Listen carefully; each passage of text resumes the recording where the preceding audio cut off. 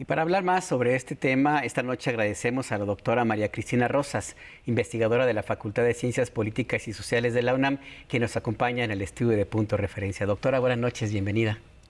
Buenas noches, Alberto. Un placer estar aquí. Azucena, un placer, un gusto. No, ¿qué pasó? ¿Qué pasó? Azul, por favor. Azul, perdón. Ay, siempre me equivoco, disculpen. Azul. No se preocupe, no se preocupe, estamos completamente en vivo. Doctora, a ver, lo que ocurrió con Donald Trump va en contra de la narrativa que se había construido durante mucho tiempo en Estados Unidos de que el enemigo estaba afuera, de que el enemigo es Estado Islámico, son los terroristas extranjeros, China inclusive. Se reivindica la tesis de que inclusive el FBI considera como el factor más peligroso y de riesgo interno para Estados Unidos, que esos propios grupos terroristas internos. De hecho, investiga este caso como un asunto así de esta naturaleza. Pero le quiero agregar un elemento adicional, doctora. La violencia que está allí desde hace ya algún tiempo, el Chicago Project on Security Threats hizo una encuesta que hizo el investigador Robert Pape, donde señala que 26 millones de personas en Estados Unidos estarían en favor de usar la violencia para impedir que Trump fuera presidente.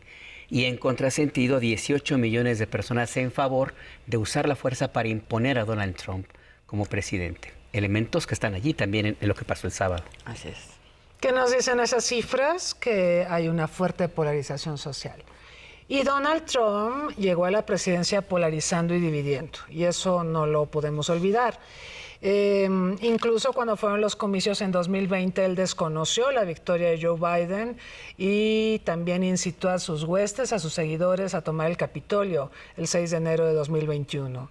Él siempre ha polarizado, siempre ha dicho ellos y nosotros, ha defenestrado a diversas comunidades, bueno, a los mexicanos todo lo que ha dicho, a los migrantes, y él ha estado muy vinculado también al supremacismo blanco. Yo recuerdo mucho que cuando fue la contienda de 2016, cuando se enfrentó a Hillary Clinton, bueno, pues una de las consignas era que había que hacer a Estados Unidos grande otra vez. Pero esto también llevaba un mensaje implícito respecto a la administración de Obama y respecto a que pues era importante recolocar a poblaciones como las del Medio Oeste, blancos, de bajos ingresos, que al final se convirtieron en una base de apoyo fundamental para él y que no habían sido muy favorecidos supuestamente por las administraciones demócratas. Entonces, creo que el escenario que estamos viendo ahora en mucho fue creado por el propio Donald Trump.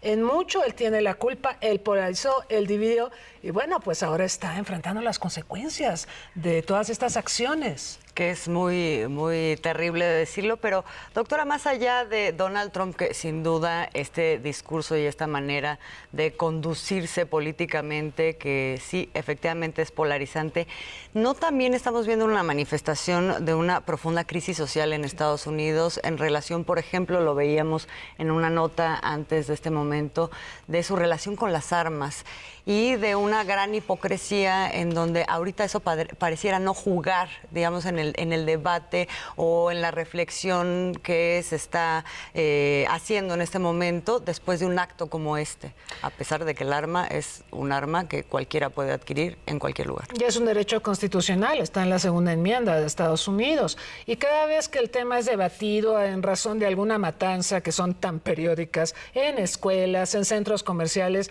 etcétera, salen los de la National Rifle Association y este lobby tan poderoso pro armas a decir que es un derecho constitucional, que no se les puede privar de ese derecho y que en realidad el problema no son las armas, sino quién las usa. Bueno, a mí me parece que estamos cayendo en una suerte de afirmaciones de perogrullo, ¿no? Si existen las armas, si existe la facilidad para adquirirlas, esto potencia obviamente la violencia y potencia que se les use, evidentemente, cuando hay alguna cuestión de tensión social.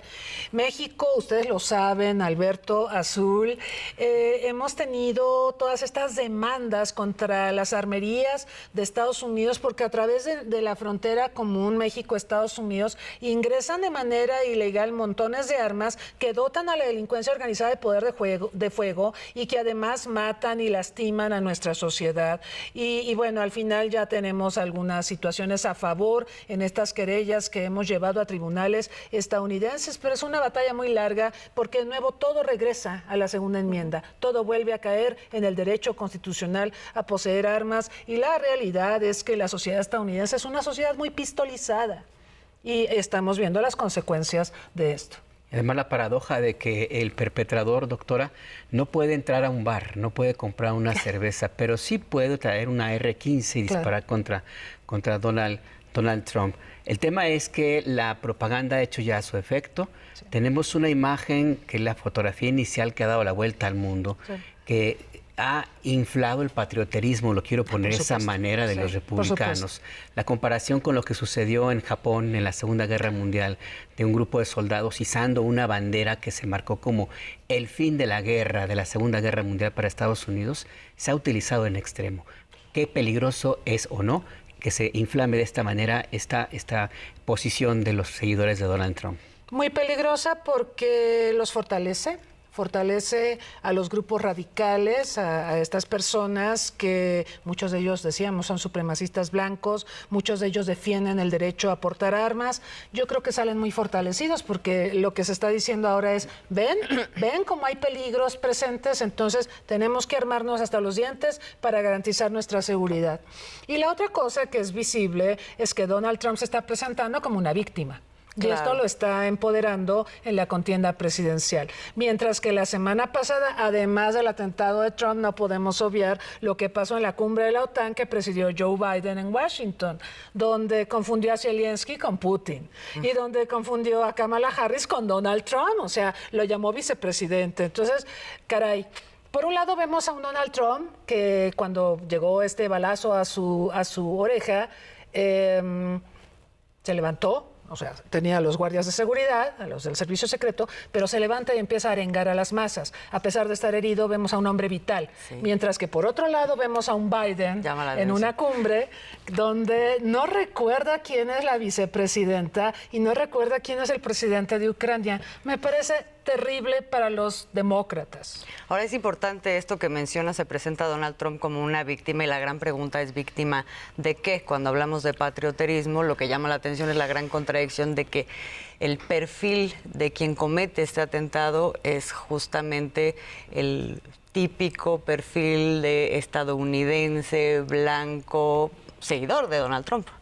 Me recuerda mucho a Timothy McVeigh. Timothy McVeigh era un blanco, héroe de guerra, que, bueno, no le gustó mucho el envío de FBI a una comunidad en Waco, Texas, lo ordenó William Clinton, donde había esta orden de los davidianos, una orden religiosa bastante extraña, y entonces cuando llegó FBI se inmolaron. Y entonces Timothy McVeigh, este blanco héroe de guerra, juró venganza contra el gobierno de Estados Unidos, y entonces llenó de explosivos un coche y lo estacionó frente al edificio Murrah en Oklahoma y provocó una explosión impresionante. Murieron un montón de personas, había un jardín de niños en ese edificio, murieron muchos niños, muchos infantes, mucha gente.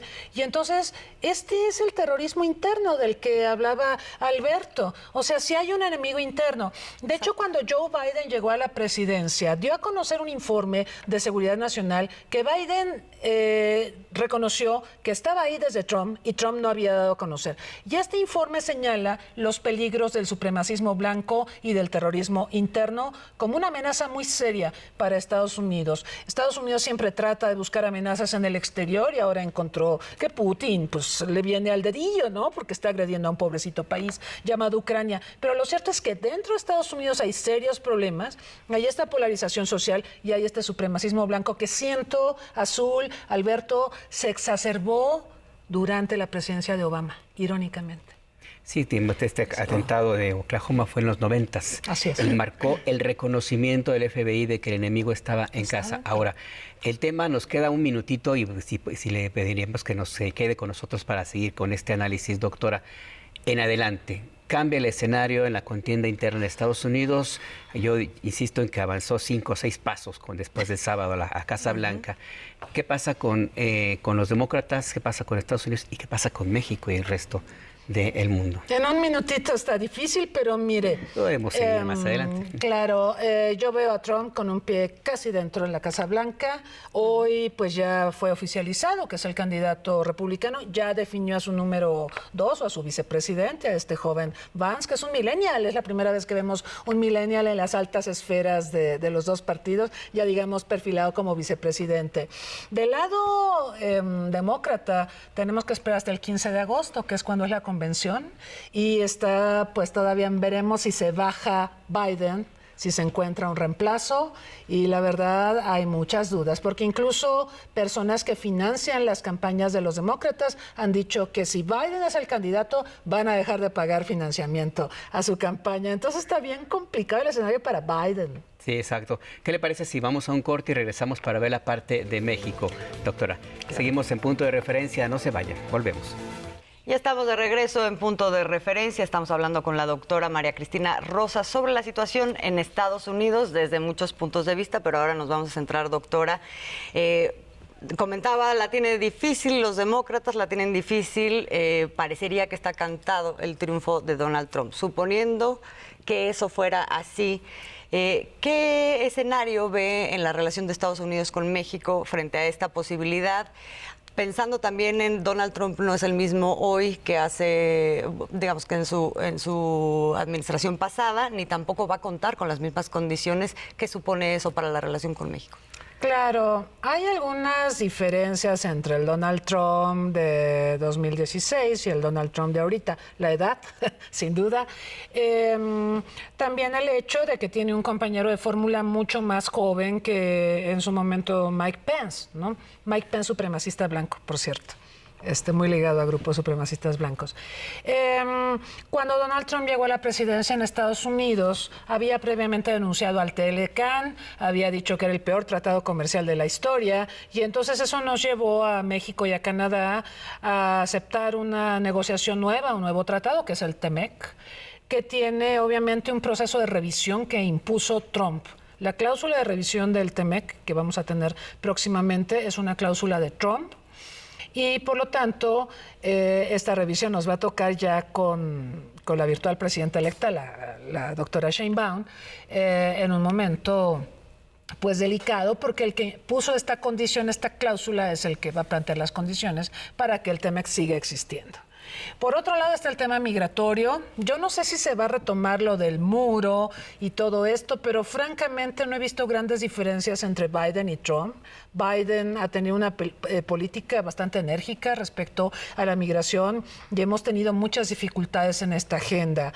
El tema de seguridad está muy tenso también por el desbordamiento de la delincuencia organizada. Para Donald Trump es una prioridad el combate al fentanilo.